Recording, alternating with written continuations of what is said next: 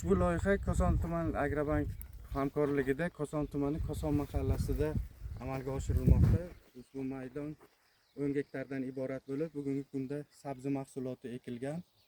Bu yerda 18 ta ijarachi tomonidan amalga oshirilmoqda.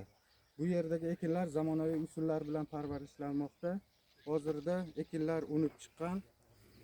Ekinlar yetishtirish 110 kun davom etadi. Yetishtirish jarayonida sug'oriladi hamda mineral o'g'itlar bilan oziqlantiriladi. Ushbu loyihaga 18 ta dehqon xo'jaligi biriktirilgan. Har bir dehqon uchun o'rtacha 56 sotixdan yer maydoni to'g'ri keladi. Loyihani samarali amalga oshirish uchun Esavoy Agro kooperativi tashkil qilingan hamda ushbu kooperativ biriktirilgan. Ushbu loyiha bo'yicha har bir gektardan 30 tonnadan jami 300 tonna hosil olish rejalashtirilgan. Mazkur ekin yig'ishtirib olingandan so'ng ikkinchi ekin ham yuqori daromadli ekin turi ekish orqali yer egalarining daromadlari yanada oshirilib boriladi.